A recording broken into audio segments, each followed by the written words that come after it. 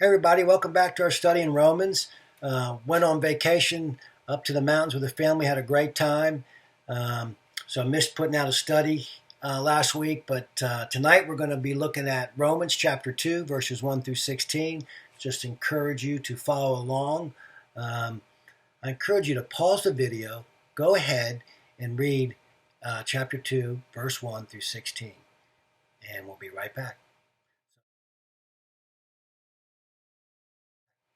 So if you pause the video, welcome back. Remember last week in Romans, we talked about all those sins that were listed, that God had turned them over to their passions and just listed all these sins that are just heart-wrenching.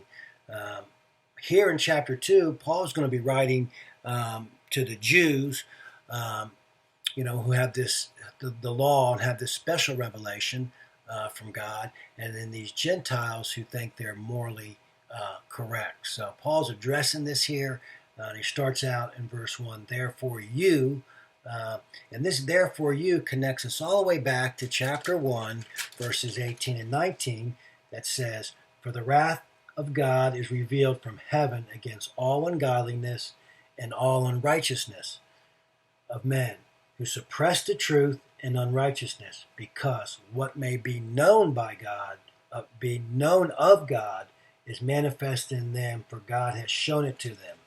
So this general revelation, Gentile, or this special revelation, Jew, therefore you are without excuse. And whatever you judge another, you condemn yourself. For you who judge practice the same thing. But we know that the judgment of God is according to the truth. So, they have this self-righteous attitude that are pointing the finger. But they're just as guilty because it only takes one sin. And some of them are doing some of the same things. Isn't judging, isn't gossip. These are sins. So they're without excuse. It tells us in verse 4, or do you despise the riches of his goodness, forbearance, and long-suffering, not knowing that the goodness of God leads you to repentance? God's long-suffering and forbearance, when Adam and Eve sinned, they deserved the wrath of God right then and there. They deserved death. But in his long-suffering and in his forbearance, he's not being slack. He's being patient that more will come to saving faith.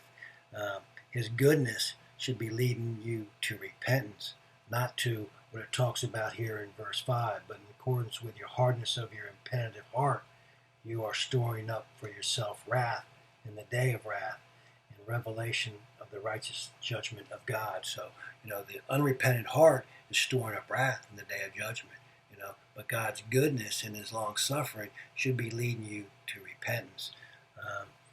That's what should be happening. And then we see in verse 11, for there is no partiality with God, Jew or Gentile, law, no law, you're all without excuse. It only takes one sin. And this is what we see as Paul is continuing to build the condition of humanity. We all have sinned and fallen short. And we're going to be getting into the good news later on in chapter 3 and, of course, in 4.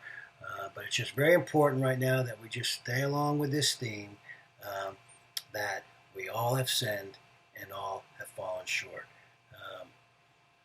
So I just encourage you to read along with us, follow us along in this study, and remember to keep your eyes on the prize, the author and perfecter of our faith, Jesus Christ. Have a good day.